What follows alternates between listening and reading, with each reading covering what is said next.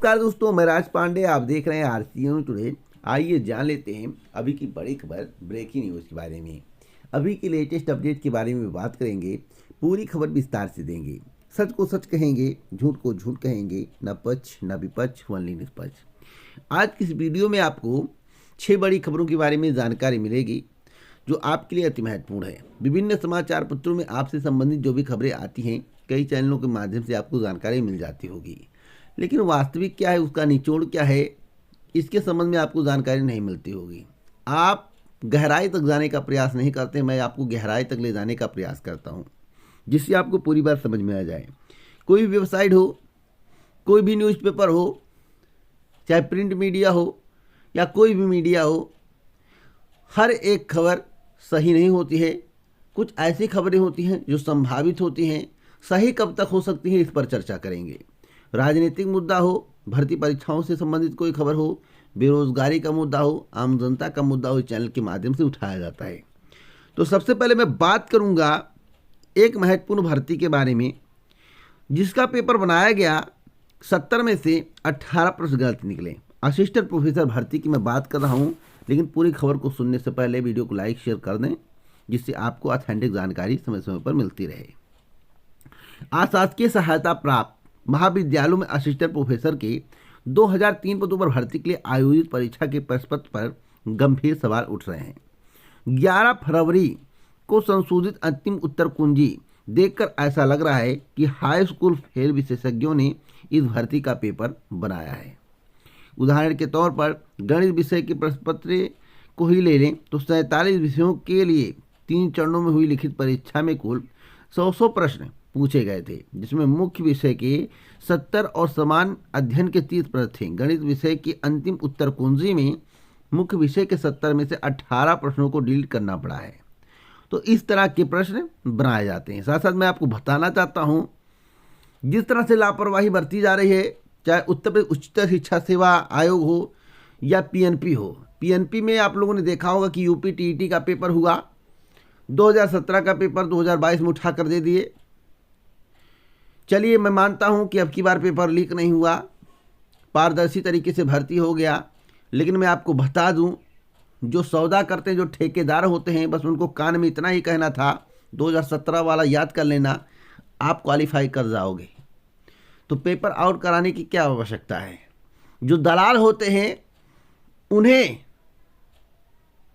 एक सहयोग प्रदान होता रहता है, जिस तरह से पेपर को बनाया जाता है। अगर पेपर को रिपीट ना किया, चलिए 10 प्रश्न रिपीट हो गए, 15 प्रश्न रिपीट हो गए, अलग बात है। पूरे के पूरे पेपर को रिपीट कर देना, क्या यह न्याय संगत है? क्या उन अभ्यर्थियों के हक का हनन नहीं है जो दिन रात तैयारी करके पढ़ाई करते हैं, जो दिन रात तैयारी कर रहे हैं, जो मेहनत से तैयारी कर रहे हैं? लेकिन सरकार इस पर नहीं सोचती। सरकार तो चुनाव प्रचार में व्यस्त है, इस पर उसका ध्यान नहीं जाएगा। मामला कोर्ट में है, देखना होगा क्या होता है। एक और महत्वपूर्ण खबर है बिहार की, जो कि अब तक की सबसे बड़ी खबर है। 42,000 चयनित प्रारंभिक शिक्षकों को नियुक्ति पत्र 23 तारीख को वितरित किया जाएगा। और एक महत्वपूर्ण खबर और है, मैट्रिक इंटर शिक्षकों का नियोजन स्थगित कर दिया गया है। पटना हाईकोर्ट ने हालिया 9 फरवरी 2022 को आदेश के आलोक में शिक्षा विभाग ने राज्य के माध्यमिक, उच्च माध्यमिक, हाई स्कूलों में 32,000 रिक्त पदों पर चल रही नियुक्ति की प्रक्रिया को स्थगित कर दिया है। विभाग के उप सचिव ने सभी नियोजन इकाई और सभी संबंधित पदाधिकारियों को आगे की प्रक्रिया रोकने का निर्देश दिया है। अगली अपडेट है यूट्यूब की गाइडलाइंस को लेकर। देखिए, यूट्यूब के गाइडलाइंस का जिसने भी उल्लंघन किया उसको सजा मिली है। राज्यसभा टीवी के बारे में जानते होंगे, और मैं आपको बता दूं संसद टीवी के बारे में जानते होंगे। इत्यादि प्रकार के चैनल हैं, आपको भली भांति मालूम होगा, जिसमें संसद से जुड़ी कार्रवाई आपको देखने को मिलती है। यूट्यूब ने संसद टीवी पर बड़ी कार्रवाई की है, टीवी को बंद कर दिया है। क्यों किया है? इसका रीज़न है कि कम्युनिटी गाइडलाइन जो होती है यूट्यूब का, उसका पालन इनके द्वारा नहीं किया गया, ऐसा यूट्यूब का कहना है। आपको बता दें कि गूगल के सोशल वीडियो प्लेटफॉर्म यूट्यूब ने संसद टीवी के ऑफिशियल अकाउंट को बंद कर दिया है। जब यूट्यूब पर संसद टीवी चैनल के ओपन ना होने की खबर सामने आई तो एक बात सामने निकल कर आ रही है कि हैकर के द्वारा ऐसा किया गया है, गलत काम किए गए हैं, जिससे यूट्यूब के कम्युनिटी गाइडलाइंस का उल्लंघन हुआ है। मैं आपको बता दूं,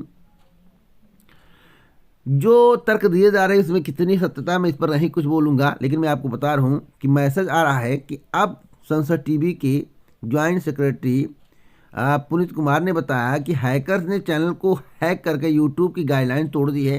उन्होंने बताया कि संसद टीवी के चैनल पर 15 फरवरी 2022 की देर रात 1 बजे एक अनअथराइज्ड एक्टिविटी लाइव स्ट्रीम की गई। हैकर्स ने चैनल का नाम बदल दिया, जिसके चलते चैनल बैन कर दिया गया है। गौरतलब है कि यूट्यूब अपनी गाइडलाइंस को लेकर काफ़ी सख्त है। अनअथराइज्ड एक्टिविटी पर चैनल बैन कर सकता है। आप लोग जानते होंगे कि यूट्यूब किसी की नहीं सुनता है। यूट्यूब को गलत लगा तो चैनल बैन होना निश्चित है। तो मैं आपको बताना चाहता हूं, जो गाइडलाइंस होता है उसी के अनुरूप यूट्यूब के द्वारा कार्य किया जाता है। आप कुछ भी गलत एक्टिविटी या गलत न्यूज़ नहीं दे सकते। जो लोग कहते हैं कि फर्जी न्यूज़, जिसका फर्जी न्यूज़ होता है ज़्यादा दिन चैनल नहीं चलता है। तो आप गलत न्यूज़ नहीं दे सकते हैं, सही सटीक न्यूज़ दीजिए, आपका चैनल हमेशा बरकरार रहेगा। एक और महत्वपूर्ण खबर हिजाब को लेकर, जैसा कि आपको मालूम होगा हिजाब को लेकर काफ़ी हंगामा हो रहा है और जब चुनाव आता है तो इस तरह की घटनाएं आपको देखने को मिलती है। घटनाएं कहां से उत्पन्न होती हैं आपको भली भांति मालूम होगा। हिजाब पहनना आस्था का प्रतीक है, कट्टरता का नहीं, ऐसा छात्राओं का कहना है। हिजाब पर रोक के खिलाफ कर्नाटक हाईकोर्ट का रुख करने वाले मुस्लिम छात्राओं ने मंगलवार को तर्क दिया है कि यह पहनना आस्था का प्रतीक है, न कि धार्मिक कट्टरता का प्रदर्शन है। पूर्ण पीठ से उन्होंने छात्रों को हिजाब पहनकर कक्षाओं में जाने की छूट देने का अनुरोध किया है। सुनवाई बुधवार को भी होगी। तो मैं आपको बताना चाहता हूं कि आगे क्या होगा इसके बारे में कुछ नहीं कह सकता, लेकिन आपको थोड़ा वेट करना पड़ेगा। जो भी जानकारी होगी मैं आपको अपडेट कर दूंगा। अगली अपडेट है कि तैयारी परीक्षा फॉर्म 17 से भरे जाएंगे।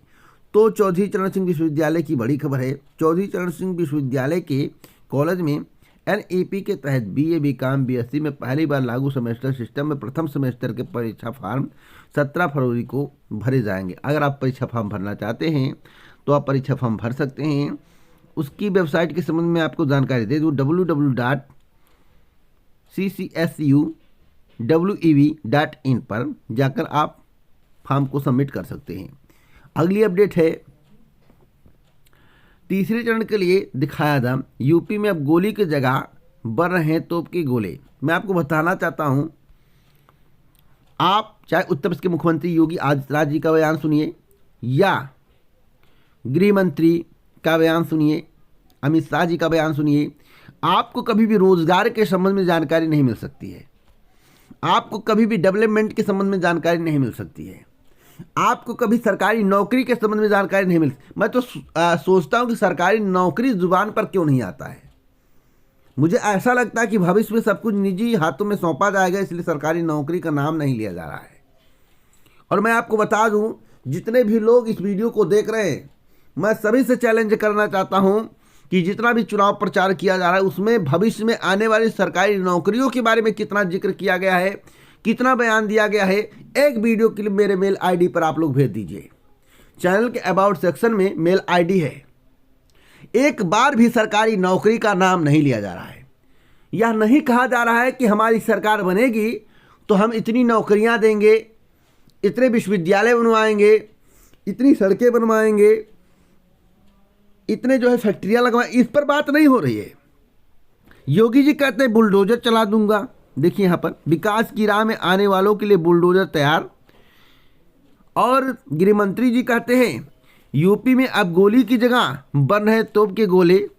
बताइए, मतलब कि रोजगार का कोई नाम ही नहीं है, किसानों का कोई नाम नहीं है, जनता का कोई नाम नहीं है, आम जनता के बारे में कोई सोच नहीं रहा है।